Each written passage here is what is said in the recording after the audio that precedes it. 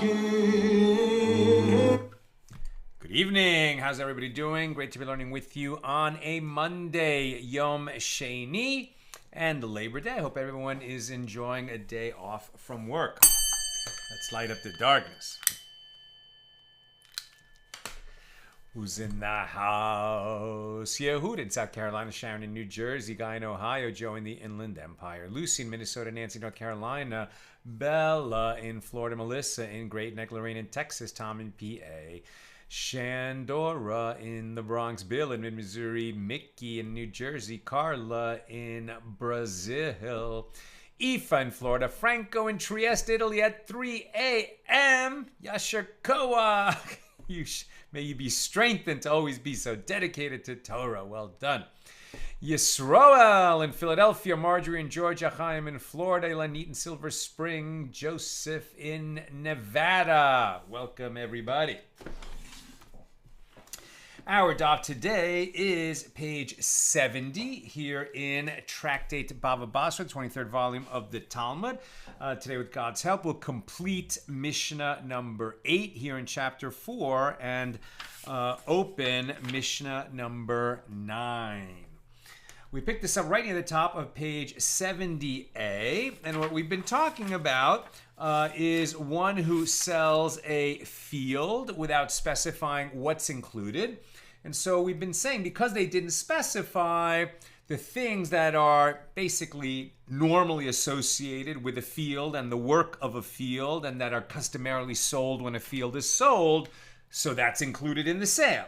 But the things that are not customarily included, that are not customarily associated with the work of the field, that are significant in their own right, and so there's a good reason to believe they wouldn't have been included, so they're not included. That's the basic idea. And after we'll do one more idea along this lines. The reason for the name of today's show, something completely different, is because then the sages will take a digression that has nothing to do with this topic. But we're doing it because, having cited a teaching in the name of the judges of the diaspora, we'll bring down another teaching by the same fellows, even though it's unrelated to this topic.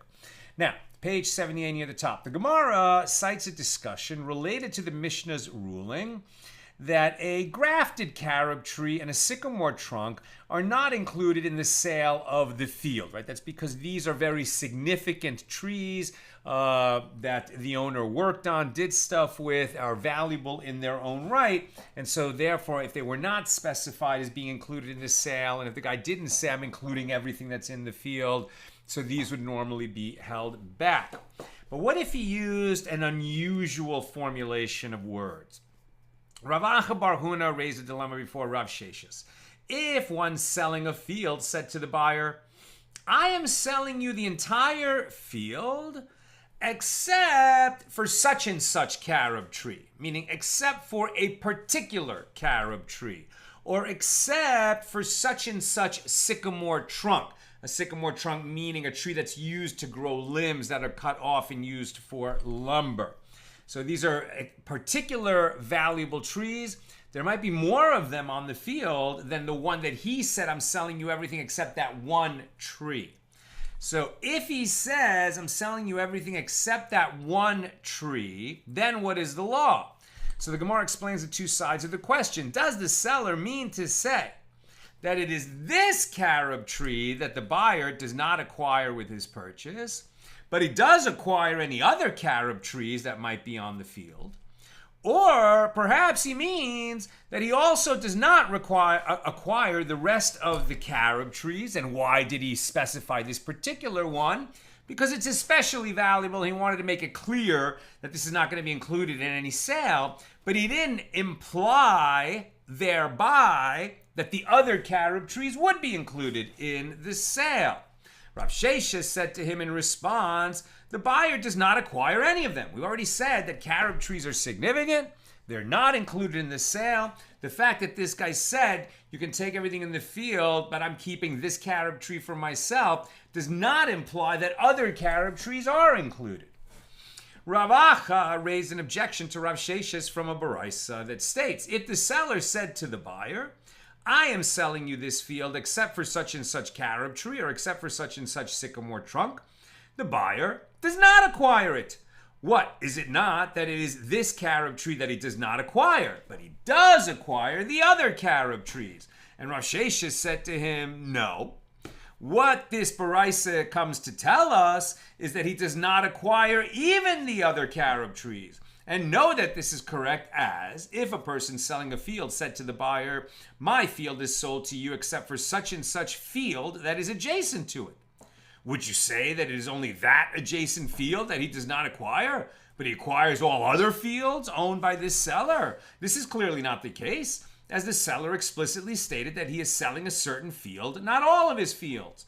Rather, everyone would agree that the buyer does not acquire the other fields, and therefore here too, the buyer does not acquire the other carob trees. And there are those who say that the discussion took place a little bit differently. It went like this. Rav Acha bar Huna raised a dilemma before Rav Sheshes. If one selling a field said to the buyer, I am selling you the entire field except for half of such and such carob tree, or except for half of such and such sycamore trunk, then what is the law? And the Gemara explains the two sides of the question. Do we say that the buyer certainly does not acquire the other carob trees, but he does acquire what remains of this particular carob tree that was mentioned, that is the half of the carob tree that the seller did not specifically retain for himself? Or perhaps he does not acquire even what remains from that carob tree. And Rav Sheshes said to him, even what remains from that carob tree, the buyer does not acquire.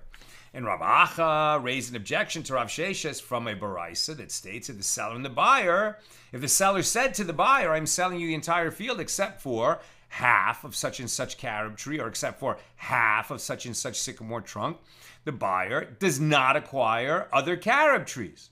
And what? Is it not that it is the other carob trees that he does not acquire, but what remains of the carob tree of which the seller said, I'm selling you everything except for this half of a tree, so he does get the other half of the tree.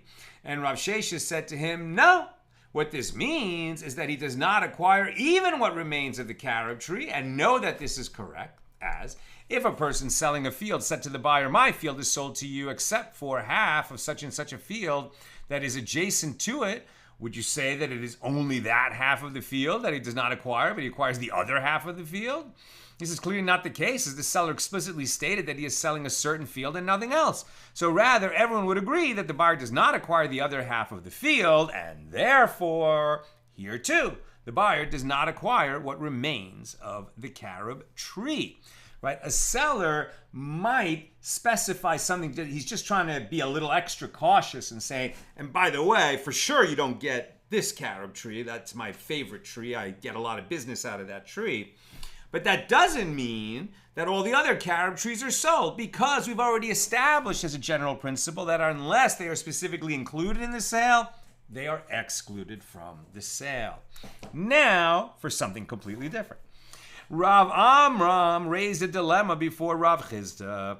If one deposited certain items with another and receives a document signed by witnesses testifying that he deposited these items with this individual, and the bailee, the caretaker, later says to him, I return the items to you, but the document, right, the receipt, is still in the hands of the depositor.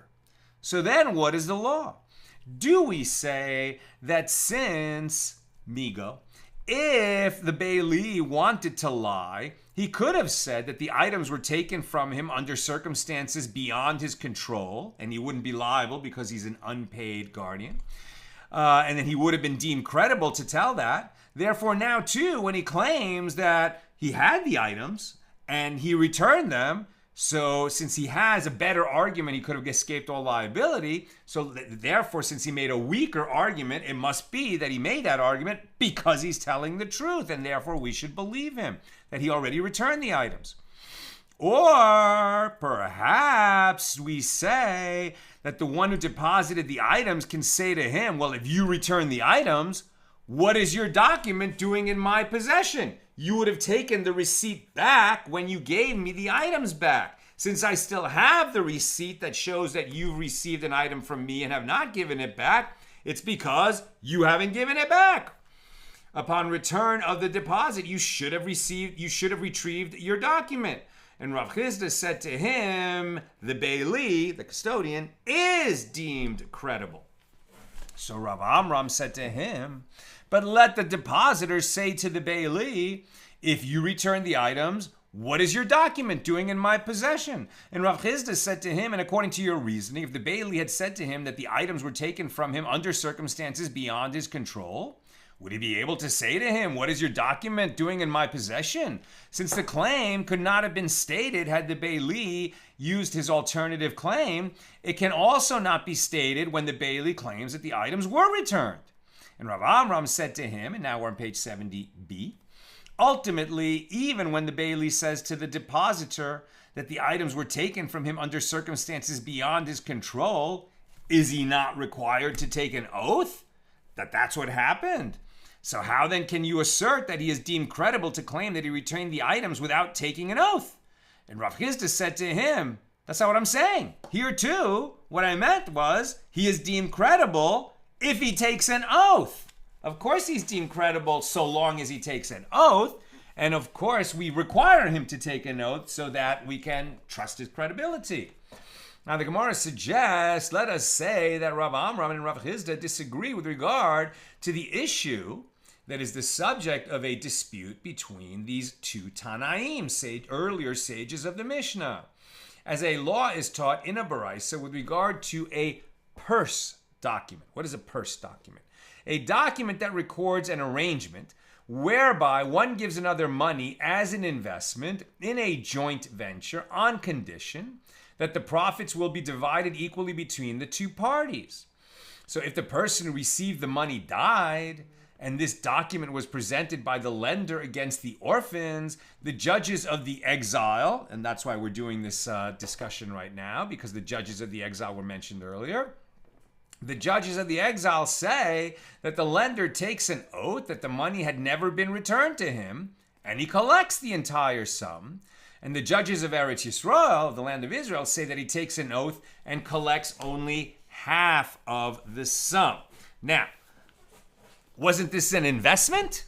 Why are we talking about a loan and he gets the loan back? And the reason is this is a particular kind of investment arrangement that the sages made in order to encourage business while protecting Jews from coming to accidentally violate the prohibition on lending at interest to another Jew.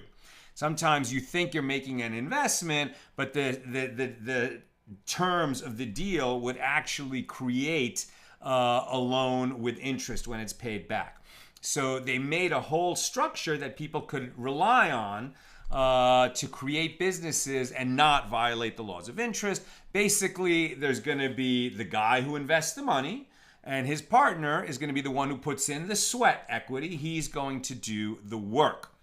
But the way that it's structured, and we've talked about this before, so just to really summarize very broad strokes, the way the structure is going to work is that the one who's going to do the work, he's putting in the time and effort. The money that he receives, half of it is considered the investment, and half of it is considered a loan, right? Half of it is considered a loan. Why? So that the one who's managing the business also has ownership over the business. And it's not just that he's using borrowed money to create a business, but he's investing himself in the business. So the part of the investment that he receives that's considered a loan, he has to pay that back. Same amount that he received. Obviously, no increase on that because that would violate interest. And the other half of the money, he's sort of watching to make the business work. So what happened here is that the investor put in money, and then the one who received it died, so he's not running the business anymore.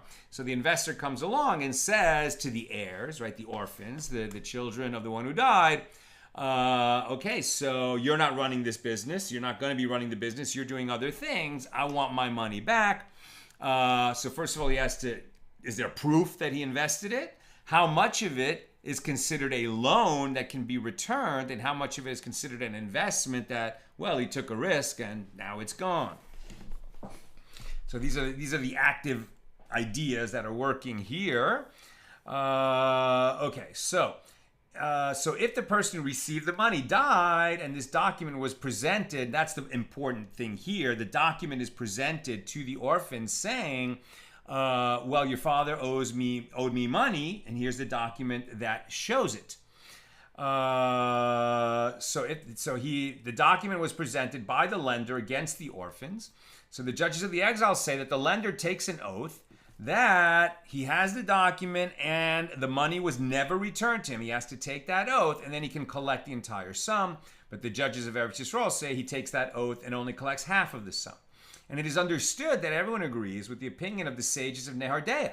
As the sages of Nehardea say, with regard to this joint venture, whereby one person gives money to another on condition that it will be used for business purposes and that the profits will be divided equally between the two parties, half of the invested money is considered a loan, from which the borrower is exclusively liable, and the other half is considered a deposit, so that if it is lost under circumstances beyond his control, the borrower is exempt from the liability to return it.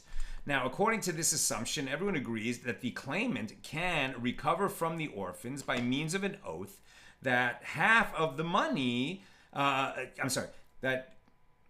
everyone agrees that the claimant can recover from the orphans by means of an oath that half of the money which is considered a loan, just as he would have been able to demand the money from their father. Concerning the half that is considered a deposit, what? Is it not with regard to this point that they disagree? As one sage, the judges of the exile, holds like Rav Amram, that the depositor can say to the bailee, "What is your document doing in my possession?" Therefore, neither the father nor his children are deemed credible to claim that they had returned the half that is considered a deposit, and the investor can collect that half as well. And the other sage, meaning the judges of Eretz Yisrael, hold like Rav Chisda, that one cannot assert this claim, and therefore the investor can collect only the half that is considered a loan. But as for the half that is considered a deposit, the father would have been deemed credible in his claim that he had already returned it. And the Gemara rejects this opinion. No, that's not what we're saying at all. Everyone, i.e. both the judges of the exile and the judges of the land of Israel, agree with the opinion of Rav Chisda, that the father can claim that he returned the money. And here, what they disagree about is this. One sage, meaning the judges of the exile, holds that if it is so that he had in fact repaid the money, he would have told his children that he repaid it. And since he did not tell them, it may be assumed that he never repaid the money. And the other sage, meaning the judges of the land of Israel, hold that you can say that it was the angel of death that prevented him from doing so, meaning he died before he had the opportunity to give his children a detailed report concerning his financial affairs. Obviously, that's very possible. Happens all the time. Now, apropos this discussion, it is related that Rav Huna bar Avin sent the following ruling. If one deposits an item with another and receives a document attesting to the deposit, and the bailee later says to him, "I return the item to you," so the bailee is deemed credible even if the document is still in the hands of the depositor. And with regard to a purse document attesting to a joint venture that was presented by the lender to support his claim against the borrower's orphans, the lender takes an oath that the money had never been returned to him, and then he does collect from the orphans. And what does he collect? The entire sum. And the Gemara asks, don't these two laws contradict each other? If the father is deemed credible when he claims that he repaid a loan, the court should present this claim on behalf of his orphans. And the Gemara answers, it is different there. As if it is so that the father had in fact repaid the money, he would have told the children that he had repaid it. Since he did not tell them anything about it, it may be assumed that he never repaid the money. And Rav has said, with regard to the case of a purse document that was presented to support a claim against orphans, the halacha is that the claimant takes a note that the money had never been returned to him, and then he collects half of the sum recorded in the document, and this is in accordance with the judges of Israel. And the Gemara relates that 2 generations later, Mar Zutra said, the law is in accordance with the opinion of the judges of the exile. Ravina said to Mar Zutra, didn't Rava say that the claimant takes an oath and collects half of the sum? Mar Zutra said to him, with regard to the opinion of the judges of the exile, we learned the reverse. That is to say, according to our version of the Baraisa, it is the judges of the exile who maintain that the claimant recollects only half the sum, which corresponds to the law taught by Rava. And thank God we live in a time that when such a question arises, everyone has access to all the information that's out there. Now, there are different communities that have slightly different nuances on certain laws, but a law like this does have an established halacha, and it's not like that we in the diaspora are feeling that we are going to rule differently on this than the people in Israel or Europe. European Jews are going to have a different law than American Jews. You have, like I said, just slightly different nuances of ritual law, maybe between the Hasidic community, the Litvish community, or two different branches of Hasidic Jews. But for the most part, these kinds of questions have been long ago well worked out, and we know what the law is. Okay, and that concludes our discussion of Mishnah number 8 here in chapter 4. We're on page 71a. This is a very quick daf, so we'll get a little bit of a head start on tomorrow's daf. Mishnah number 9. In continuation of our previous Mishnah about selling a field, and this Mishnah, we've already heard it. It was brought up in earlier discussions, right? So in continuation of our the previous Mishnah about one who sells a field, this Mishnah teaches that even if the seller says he is selling it, meaning the field, and everything that is in it, nevertheless, he has not sold the cistern, nor the winepress, nor the dovecote, whether it is abandoned or utilized, as these items are not part of the field itself. And the seller must purchase for himself a path through the buyer's domain in order to reach whatever remains his. And this is the statement of Rabbi Akiva, who holds that one who sells generously. Therefore, whatever is not explicitly excluded from the sale is assumed to be sold, and it is presumed that the seller did not retain for himself the right to the path that he requires to access his property. In other words, the dovecote does not get sold along with a field because a dovecote is just ordinarily assumed to not be part of a field. But since he said, I'm selling you a field, we don't assume that he kept for himself some kind of easement, some kind of path through the field. And so if he wants to continue using the dovecote that he retained for himself, he's going to have to negotiate with the buyer to have that use of a path through the field to his dovecote. Obviously, we can avoid all these kinds of problems if the buyer and seller are very careful to work out all these details at the time of the sale and specify them in the bill of sale. And the rabbis who disagree with Rabbi Akiva say that the seller need not purchase a path through the buyer's domain because it is assumed that since the seller withholds these items for himself, he also reserves a path to reach them. And Rabbi Akiva concedes to the rabbis that when the seller says to the buyer in the bill of sale that he is selling the field apart from these things, i.e. the cistern and the winepress, then, since he specified that he's not including these things, why did he specify? Since he didn't need to specify that they're not included, since we know they're not included, the fact that he specified that they're not included is what allows him to also keep the access to them. Right? Says Rabbi Akiva. Rabbi Akiva concedes that when the seller says to the buyer in the bill of sale that he is selling the field apart from these things, meaning the cistern or the winepress, he need not purchase for himself a path through the buyer's domain. Since these items would have been excluded from the sale even if he had said nothing, it is assumed that he also meant to reserve for himself the right to access them, and that's why he mentioned that they're excluded. But if the seller kept the field but sold the cistern and the winepress to another person, Rabbi Akiva says the buyer need not purchase for himself a path through the seller's domain to reach what he has bought, since the seller sells generously. And what's the point of selling someone a dovecote or a winepress if they can't access it? It must be that when you sold them the winepress or the dovecote, they would have access to it. But the rabbis say, no, it might be that he just sold him the dove press or the wine, the wine press or the dovecote. And we don't, and unless the path was also included, they're going to have another negotiation about that.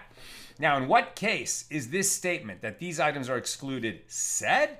It is said with regard to one who sells a field, but with regard to one who gives a field away as a gift, then it is assumed that he gives all of it, including everything found in the field. And similarly, with regard to brothers who divide their father's estate among themselves, when they each acquire a field as part of their inheritance, they acquire all of it, including the items that would be excluded from a sale. So too with regard to one who takes possession of the property of a convert who died without heirs. When he takes possession of a field, he takes possession of all of it. One who consecrates a field has also consecrated all of it. Rabbi Shimon says one who consecrates a field has not consecrated any of the items that are ordinarily excluded from a sale, except from a grafted carob tree and the sycamore trunk. That concludes Mishnah number 9. Now we'll get started on the Gemara, but I am almost done, so questions or comments, please get them in now. The Gemara asks, in what way is a sale different from a gift? And in what way is a gift different from a sale? Why does the Mishnah distinguish between the two with regard to what is retained by the prior owner? Why isn't it the same rules? And Yehuda ben Nekosa explained before Rebbe, the difference between the cases is that this one, the seller, specified that certain items were not included in the sale, and that one, the giver, the donor, did not specify. And the Gemara asks, how can it be suggested that this one specified and that one did not specify? When in fact, this one did not specify and that one did not specify, as in neither case did the prior owner specify what items he was reserving for himself. Isn't that what the Mishnah was all about? Rather, the difference is that this one, the buyer, should have specified that those items that are not integral parts of the field are nevertheless included in the sale. And since he neglected to note down exactly what it was that he was buying, he suffers a loss. But in the case of a gift, that one, the recipient, he's not in a position to specify what's included in the gift, as it would have been inappropriate for him to act in this manner. Rather, he just receives whatever is given to him. He's not negotiating, it's all a gift. Now, it is related that there was a certain person who said to others, give to so-and-so my house containing 100 barrels as a gift. Now, this is probably a kind of deathbed, assigning of his assets. He's dying and he's just giving instructions about what should happen with his assets. Now, it was found that there was a house in his possession that contained 120 barrels of wine. So Mar Zutra said, the owner said to him that he was giving him a house containing 100 barrels. And he did not say to him that he was giving him a house containing 120 barrels.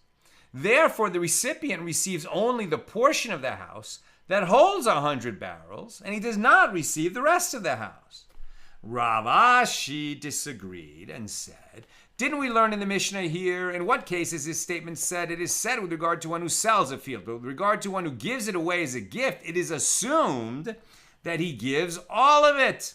It's a gift after all.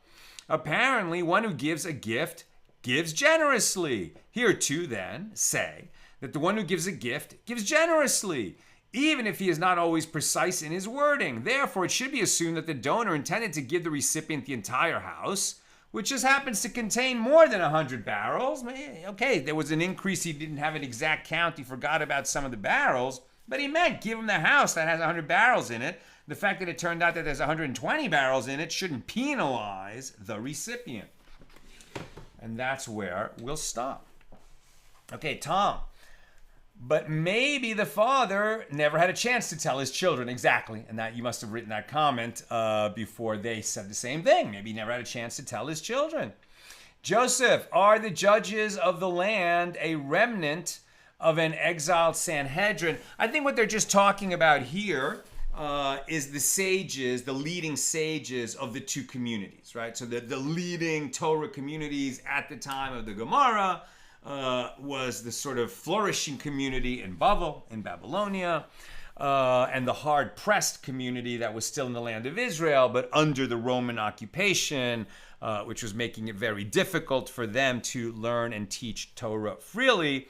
And that's why we're studying the Talmud Bavli, because the Talmud that was edited and put together in Babylonia was completed, whereas the Yerushalmi, the Talmud that was put together in the land of Israel and the Romans, they never were able to finish it. Sharon, if a buyer acquires a dovecote or a wine press, but not the field, can the buyer remove them from the field and relocate them into one of his own fields? Great question. I don't see why not. A dovecote and a wine press both seem like something that could be, pretty readily disassembled and moved. Although perhaps we're talking about something that has more in the nature of a house, a hut, a cave that contains these items, and it wouldn't make sense to move them. So I think we probably have a different analysis depending on whether it was movable or not. Sharon, I find the status of a loan versus an investment very confusing as described in this Mishna. Me too. If a person makes an investment into a project, wouldn't there be an understanding that there would be a return on the investment? There is. A loan is understood that there would be no interest. I think the reason that part of it is a loan is so that the one who's doing the work isn't just providing a service, right? He has to own part of the business. And for him to own part of the business, he has to buy into it. And the fact that he's, going to be doing the work, that's going to come later. So he doesn't really own part of the business at the beginning. But they need him to own part of the business so that they can work, so that there's not going to be a violation of ribis, of the prohibition on interest. That's how I remember it. And Tom would have had 90 barrels. So one who gives generously, right? So are we going to say that, well, he said it had 100 barrels in it, it only has 90 barrels in it. The question then is, did he mean a different house? Does he have other houses? And if he does have other houses, well, then it's going to be a bigger question. But if he only has that one house, there's only one house that contains wine in it, and he wasn't sure about the exact count of barrels, should it matter whether there's more barrels than he said or less? Stay tuned. That's what I've got for us today, and with God's help, we'll be together again tomorrow, Tuesday at the regular time, 6 p.m. Pacific. Have a good night.